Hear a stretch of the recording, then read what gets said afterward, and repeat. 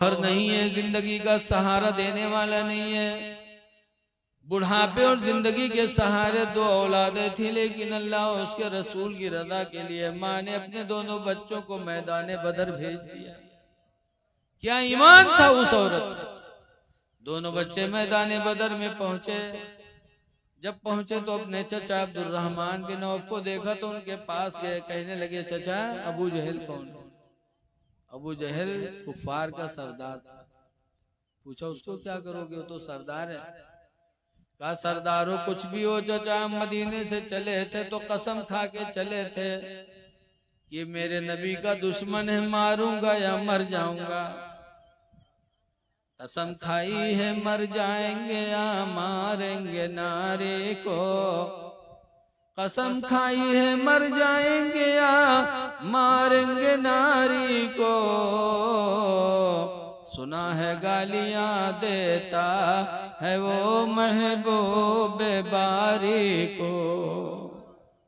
ये कहा Abdurrahman bin of ने इशारा किया उंगली का, दोनों पहुंचे और नारे तकबीर की आवाज बुलंद करके एक तलवार मारी तो अबू जहल भी दो टुकड़े हो गया, उसका घोड़ा भी दो टुकड़े हो गया। कुफार ने देखा तो कहा, रे छोटे बच्चों ने आकर मेरे सरदार को कत्ल कर दिया। तो कुफार ने हमला किया तो छोटा भाई मुआविज शहीद हो गया। मांस के तल कर पकोरे पे तलवार पड़े तो मांस का दाहिना हाथ कट गया। थोड़ी सी खाल रह गई तो हाथ लटकने लगा तो बाएं हाथ से लड़ने लगे। यहाँ तक की रिवायतों में आता है कि दाहिना हाथ जो लटक रहा था, जिहाद में जब रोड़ा बनने लगा तो माज ने पैर के नीचे रख करके नोच के वो हाथ को फेंक दिया। नारे तकबीर, नारे रिसालत, अज़मते सहाबे किराम, अज़मते वालिदैन, हज़रत अल्लामा मुफ्ती रफीक साहब क़िबला, नारे तकबीर, नारे रिसालत, सुभान अल्लाह। और जब जंगे बदर में कामयाबी मिल गई, जंग खत्म हो गई, तो माज गए अपना वो हाथ उठाए और हाथ उठाकर बारगाह नबी में आए, कहने लगे, अल्लाह के रसूल मेरा दाहिना हाथ मेरे बदन से अलग हो गया। हुजूर सल्लल्लाहु अलैहि वसल्लम ने वो दाहिना हाथ लिया और मांस के पखौरे से जोड़ा और अपना हाथ फेर दिया तो मांस का हाथ पहले ही की तरह फिर हो गया। फिर माज ने उस हाथ से अपनी जिंदगी में पता नहीं कितनी जंगल।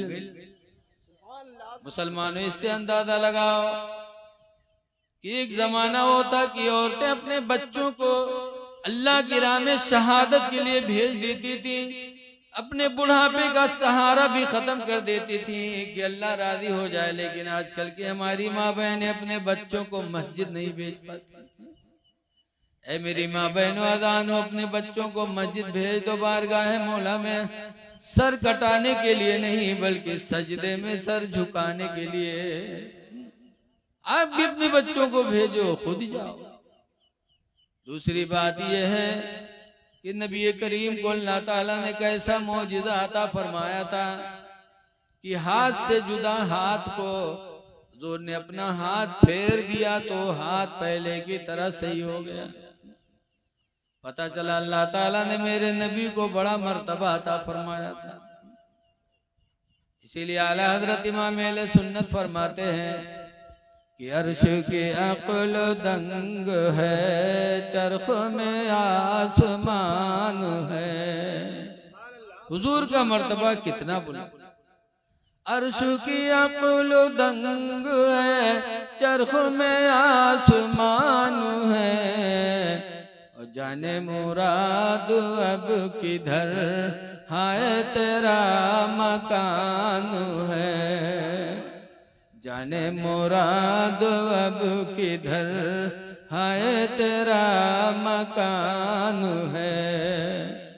इसलिए आप हजरात से गुजारिश है कि अल्लाह ने मुसलमान बनाया तो उसका शुक्र अदा करो और मुसलमान बन के जिए।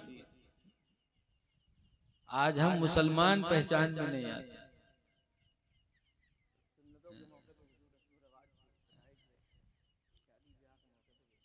हमारे गांव के एक साहब आए नानपारा अग्रवाल के पास डॉक्टर दांत दिखाने। तो जब डॉक्टर ने पर्चा बनाया तो उनसे पूछा नाम, तो कहा पांचू। तो डॉक्टर समझ नहीं पे अग्रवाल की हिंदू है कि मुसलमान। तो कहा भैया तुम्हारे अब्बा के नाम कहा है? तो कहीं मोगरे। तो तब हूँ डॉक्टर नहीं जानते। तो कहीं भैया तुम्हारे चच्चा उच्चा है? कहीं हाँ चच्चा है। कहीं चच्चक नाम का है, कहीं मांगू। कहीं बड़े अब्बा हैं, कहीं हाँ, कहीं उनके नाम, कहीं भुलई, कहीं बड़े बाप के नाम, कहीं महतो। इतना खानदान पूछ डाला अग्रवाल डॉक्टर, लेकिन उसको ये नहीं मालूम हुआ कि मुसलमान है कि गैर मुस्लिम। तो साथ में एक और था, तो उससे पूछा तुम्हारा क्या नाम है? तो कहा साबिर अली। कहा ये कौन है? कहा हमारे साले हैं। तब अग्रवाल ने कहा अफसोस है यार, मैंने पूरा खानदान पूछ डाला लेकिन मुझे पता नहीं चल पाया कि मुस्लिम है कि गैर मुस्लिम। आज नाम से जानते न चेहरे से पता चलता है। लोगों चेहरे पे दाढ़ी रखा। हुजूर फरमाते कुछ तो सवारी मोछों को कतरवा डालो, वाफुल्लोहा और दाढ़ी को बढ़ा लो। ये नबी ने किससे फरमाया? हमारे ही पैगंबर हम उनके उम्मती हैं, उन्होंने हमें से फरमाया, हमसे आपसे फरमाया, फिर हम पैगंबर की मुखालफत क्यों कर रहे हैं?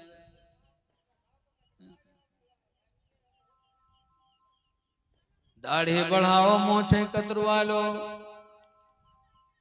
दाढ़ी रखा लो। हजरत सैयदना अली शेर खुदा रज़ी अल्लाह ताला अन्हु की दाढ़ी ऐसी अल्हम्दुलिल्लाह थी कि कई यहूदी हजरत अली की दाढ़ी ही देख करके इस्लाम कबूल कर लिए थे। हदीस पाक में कि चेहरे पर दाढ़ी है, कब्र में रोशनी का सहारा है। कब्र बड़ी अंधेरी कोठरी है, और अंधेरी कोठरी में रोशनी का सहारा रसूलुल्लाह ने फरमाया चेहरे की दाढ़ी। ऐ लोगों पता नहीं रात मिली है, सुबह मिले कि न मिले, तो कब्र में रोशनी का सहारा बना लो। जैसे किसी कहने वाले ने कहा है कि कोई गुल बाकी रहेगा ना चमन रह जाएगा, कोई गुल बाकी रहेगा ना चमन रह जाएगा, एक रसूलुल्लाह का दीने हसन रह जाएगा।